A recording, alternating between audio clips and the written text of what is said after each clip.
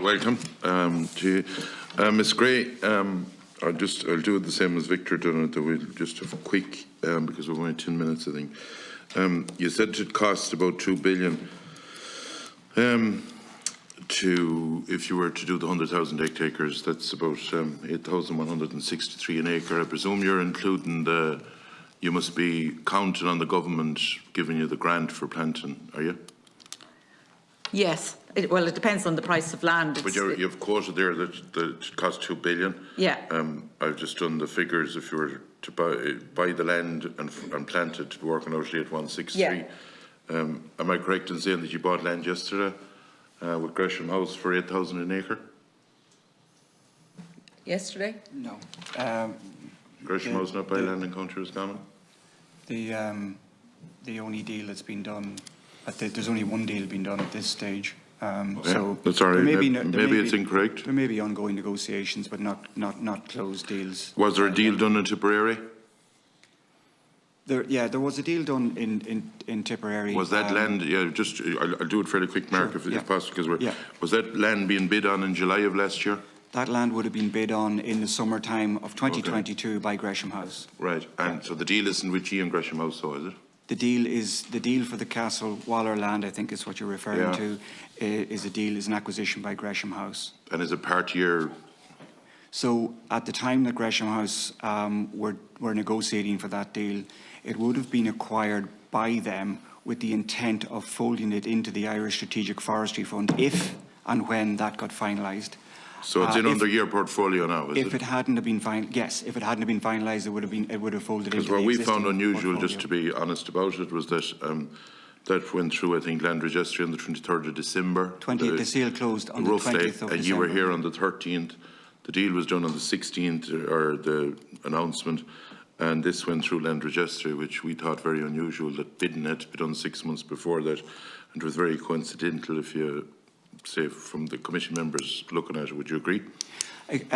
To explain, I think it's a very fair question. I think to explain, at that stage in the summer of 2022, the principles of the fund in terms of ISAF, Quilta and Gresham House were moving towards setting up a fund that would involve many different things in terms of setting up the fund name, trying to get investors on board, and also trying to create an early pipeline. When the Castle Waller deal opportunity came up, it's a very significant deal, very rare that 500 hectares would be in the marketplace.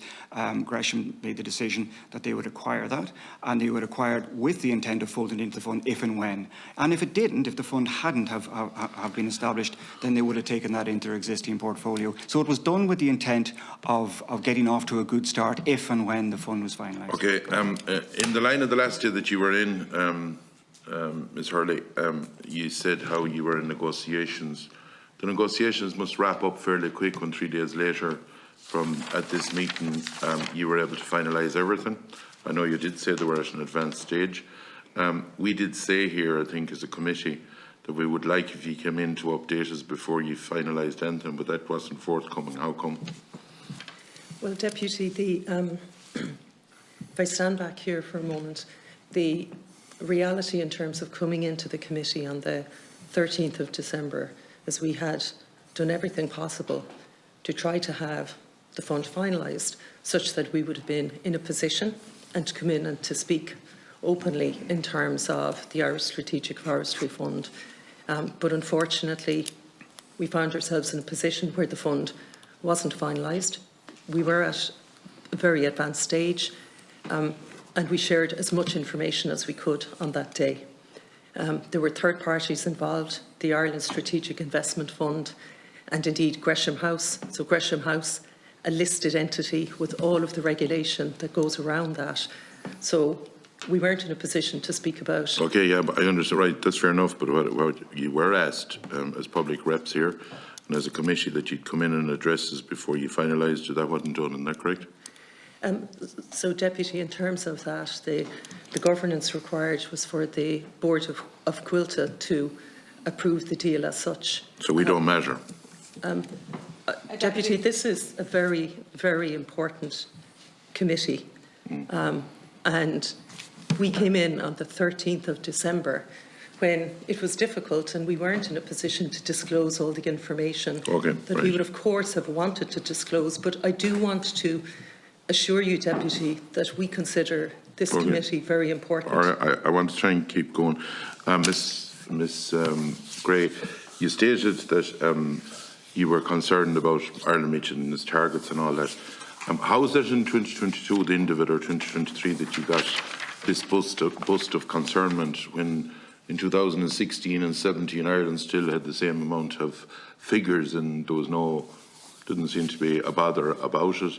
And could you explain to me if you're concerned about Irish climate targets? My understanding on the Gresham on this deal is that there's going to be 7.5 or 8,000 hectares, whatever, of standing forest at the moment. They're already accounted for. They're not going to help Ireland in their mitigation. So let's not be trumping that card that it's going to help Ireland. That's already accounted for. There will be 3.5, 4,000 hectares. Can you explain why you bought standing forest? Because it's not in Ireland's, it's not going to be of any benefit that way to you or to Ireland and its mitigation. It's already accounted for. And how come there wasn't a big concern before that? And the other questions I'll put a few together, and Mark, you might take a few of these as well. In relation to the peatlands, you said 1,500 hectares that you're working with Burnamona.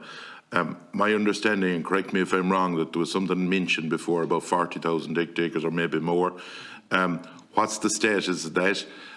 When you take the trees out of that now and re-wetting it, that's 40,000 hectares less of your inventory.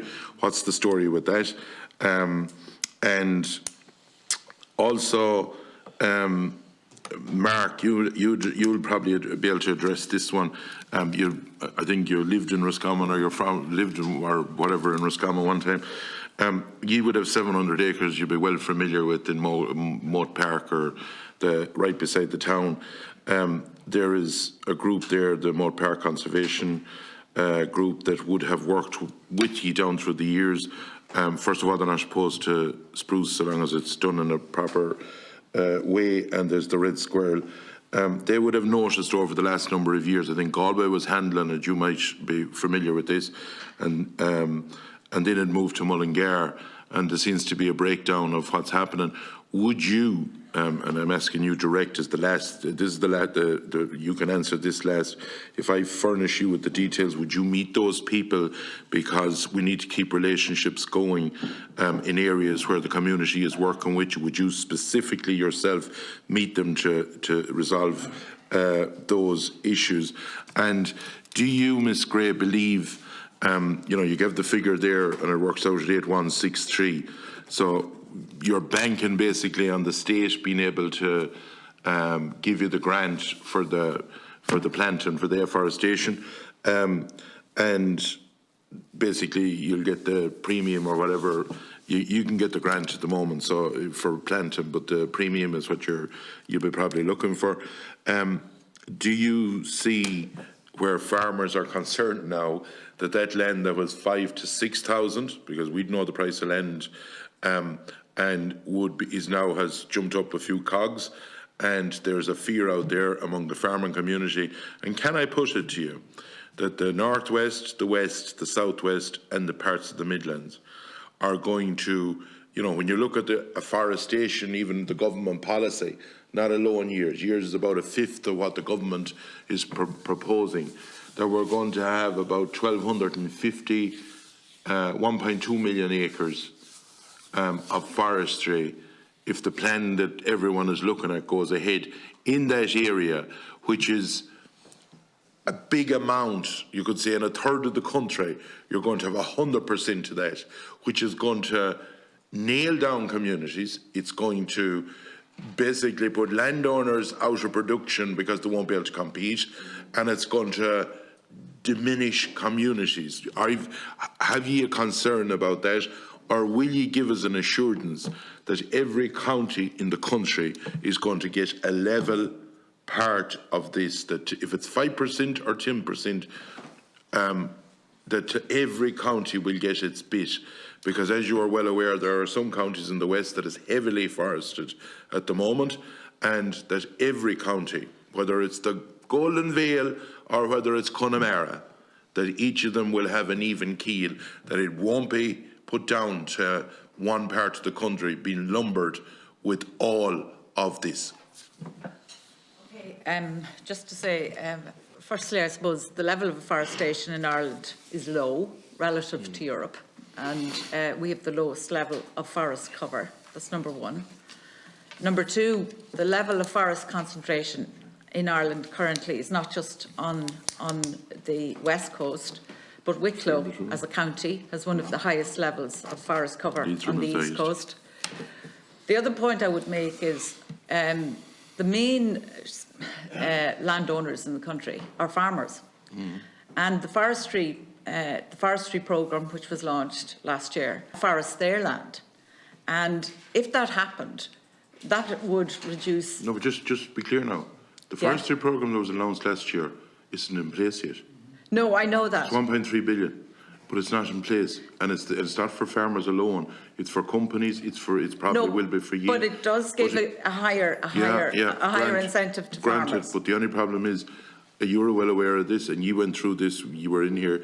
That be it for felon licences or planting licences, there was a major problem, and a lot of farmers walked away from it. Let's not put the thing on the farmer that I believe a lot of farmers are willing to plant their amount or a part of their land, a bit of wood, or an acre or 2 acres or whatever. But let's not. First of all, this minute, if they want to plant, there isn't a place you can put an application, and there probably won't. Being honest about it, until halfway to 3/4 way into this year. I think we need to be clarified that. Yeah. But it is a long-term programme, and it is intended. So I think our focus is not just on this year, but it's on how we achieve the overall target. So from our point of view, and we will work with farmers to see how we can support them in using their land for that purpose at a point where the programme has been approved and is operational. I would say to you though, and sorry for interrupting you, I would say to you one thing, the old agreements that was between farmers and Quilcha, I think that some of that's still dragging on, am I correct in that it's not resolved? Yes. And I think that good relationships needs to be built up there to basically resolve those issues the way that there might be a new relationship built. Yeah, no, we're very conscious of that.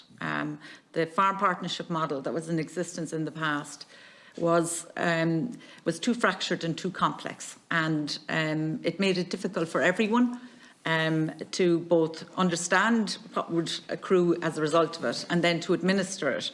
So it's clear that as a model, that's not the way we could operate going forward. Could we go through the rest of the questions? Okay, so going back to the overall question, you asked why in 2016 and 2017 the degree of urgency wasn't identified by Quilcha in terms of afforestation as a means of addressing climate change.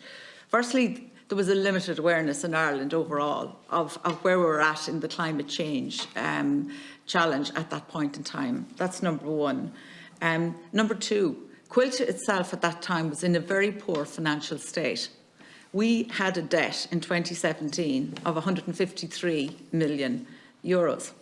Since then, did you not make it under careful stewardship, the company has turned itself around and under restructuring to the point where we have paid maximum dividends to the state over the last 2 years.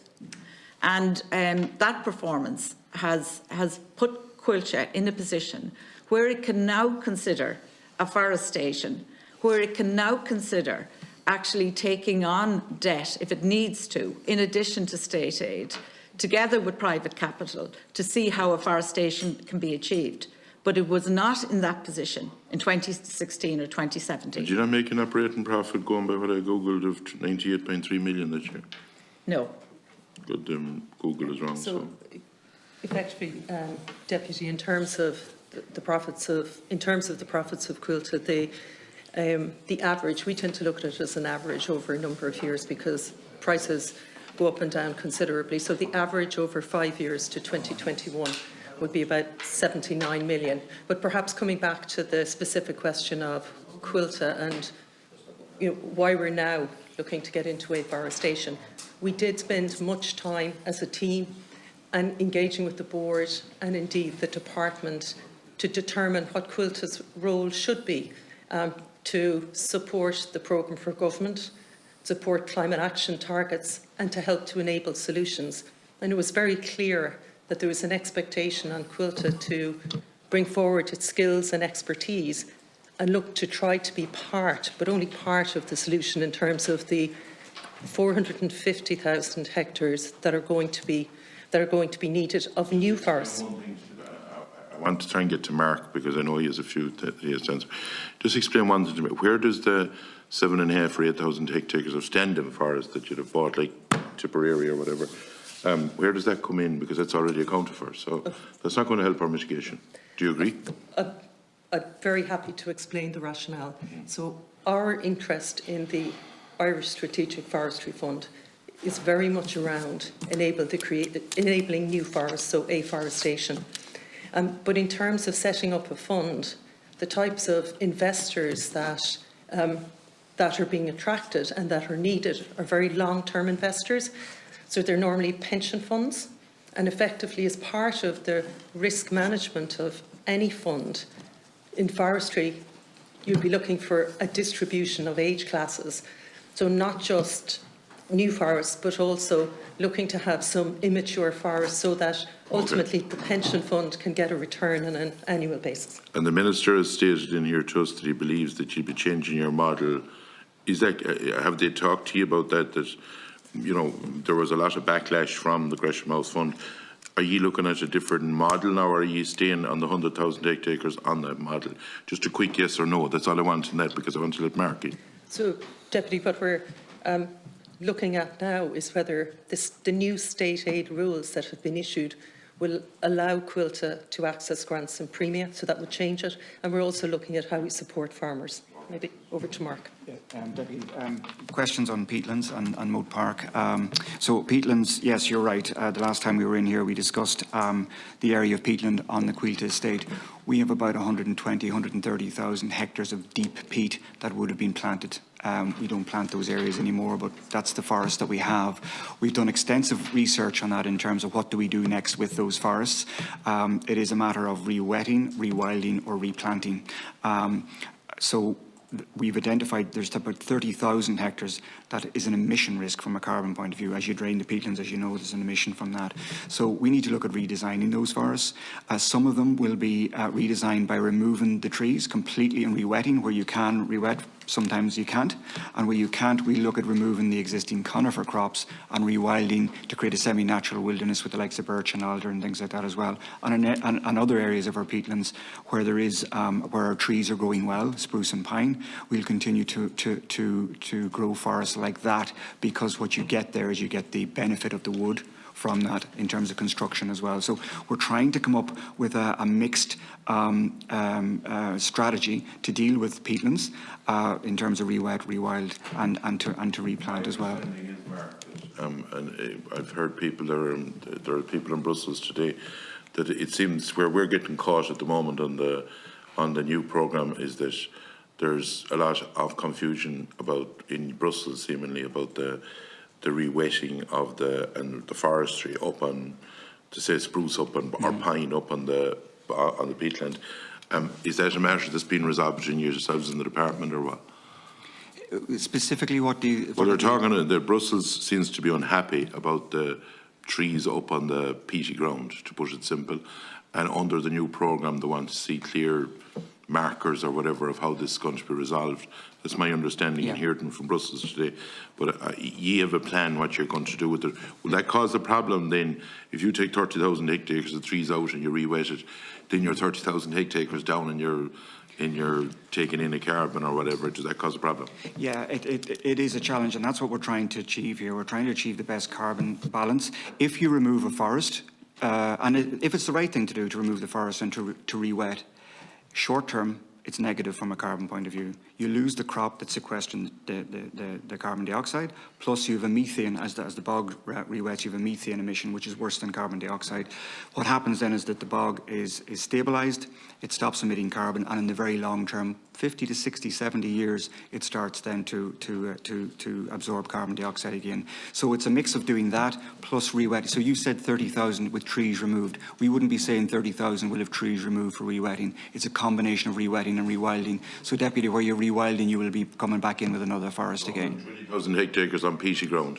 We've 120,000 hectares on grand. DP. You might address Mud Park because Sure. I'm So, in. yeah, no problem. So we've worked extensively, as you would know, with the Mud Park community group there. No, they wouldn't at the moment, and I know there's some concerns there. Will you meet them? That's all I want to know. I will meet them, absolutely. I've met them before. I'm going to give you the details I'm and you'll happy meet them because I want to let the next person in. happy to do that, yeah. Deputy Flaherty.